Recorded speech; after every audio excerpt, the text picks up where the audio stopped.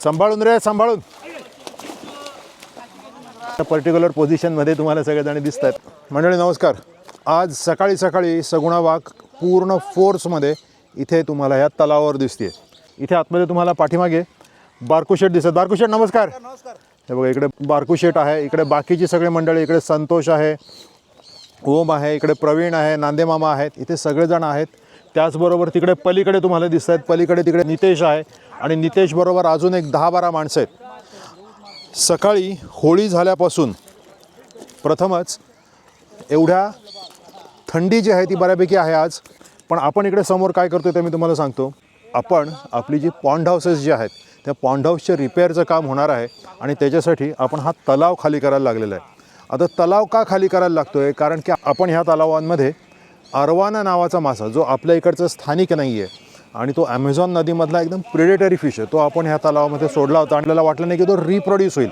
तर हा अरवाना मासा आता रिप्रोड्यूस होतो आहे आणि आपल्याकडे जे सगळे मासे संपवतो आहे, त्याची पिल्लं पण होत आहेत. हा मासा पूर्णपणे आपल्या तलावातनं काढण्यासाठी आपल्याला तलाव पूर्ण सुकवायला लागणार आहेत. त्याचबरोबर इतरसुद्धा ऑफकोर्स बाकीच्या सगळ्या जंगली मासे असतात, ते शिवडे असतात, त्याच्यामध्ये साप असतात, त्याच्यामध्ये कासव असतात, त्याच्यामध्ये इतर 4-5 प्रकारचे मासे, ते सगळे आपल्याला आता बघायला मिळतील. आणि ह्या सगळ्या माशांचं एक आपल्याला इन्व्हेंटरी पण होते.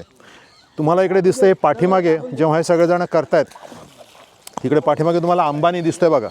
अंबानीची पर्टिक्युलर जी पोझिशन आहे ती सगळ्यात डेंजरस आहे, कारण की अंबानी माझ्याकडे चेहरा करून उभा आहे. तुम्हाला तिकडे पाठीमागे परेश दिसतोय, गजानन दिसतोय, बारकू दिसतोय, सगळेजण अशा पर्टिक्युलर पोझिशनमध्ये तुम्हाला सगळेजण दिसत आहेत. त्याचं कारण हे आपले रोहू आणि कटले हे जे मासे आहेत हे तुम्हाला दिसत आहेत.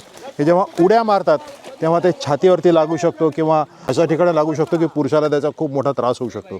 ऑफकोर्स त्यांना वेगवेगळ्या प्रकारची तशी प्रोटेक्शन आपण ती दिलेली आहेत. हे मासे तुम्हाला आता सगळे मोठ्या मोठ्याने उड्या मारताना दिसत आहेत. त्यांच्यामध्ये खूप फोर्स आहे ॲक्च्युली. ते मासे जरी 2-3 किलोचा जरी तो मासा असला तरी तो प्युअर मसल आहे आणि पाण्यामधनं उड्या मारून त्याचं जे मोठी जी डोकी आहेत, स्पेशली रोहू आणि कटल्याची, ही तुम्हाला त्याच्यामध्ये तुम्हाला दिसत असेल बघा. सांभाळून रे सांभाळून.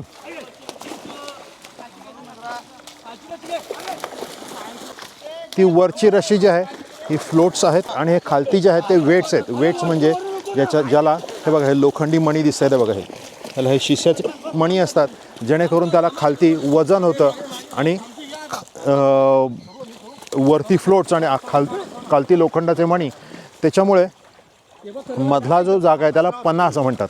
आणि ह्याचा जो पन्ना आहे हा साधारणपणे 12-15 फुटाचा पन्ना आहे आणि त्याच्यामध्ये सगळे मासे तुम्हाला इकडे अडकलेले दिसत आहेत. वरती उचल संतोष. हे बघा आता ह्याच्यामध्ये नाही म्हणता तरी कैकशे किलो मासे ह्याच्यामध्ये आता अडकले गेलेले आहेत. जे सगळे मासे आपण आता दुसऱ्या तलावामध्ये, आपल्याकडे सगुणा बागेमध्ये एकूण 6 तलाव आहेत, तर अशा दुसऱ्या तलावामध्ये आता आपण हे सगळे जे मासे आहेत हे आता शिफ्ट करणार आहोत. ते तुम्हाला आता बघायला मिळतील.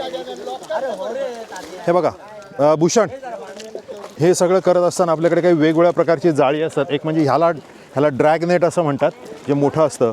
हे जे आहे याला हँडनेट असं म्हणतात. त्याच्या हातामध्ये, भूषणच्या हातामध्ये तुम्हाला जे दिसतंय ते हँडनेट आहे. एखादा मासा मोठा एका ठिकाणाहून दुसऱ्या ठिकाणी शिफ्ट करायला त्याला हे हँडनेट्स लागतात.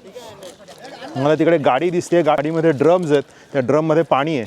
हे बघा नितेश जो आहे, नितेशच्या हाताने तुम्हाला जे मच्छरदाणीसारखा जो एक जाळं दिसतंय त्याला हापा असं म्हणतात.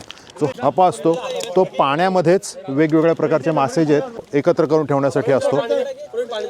बारकू शेठ काय आहे, मासे आलेत, भरपूर मासे आलेले आहेत. हा जो तलाव आहे मंडळी हा आपला सगळ्यात जुना, मी खूप लहान होतो म्हणजे मी आभारामाच्या एवढा होतो, मला आठवतं इथे ब्लास्टिंग केलं होतं आयुष्यात प्रथमच ह्या दगड फोडण्यासाठी. त्यावेळेला म्हणजे साधारणपणे 1985 1990ची गोष्ट असेल, एखादी 90ची गोष्ट. हे बघा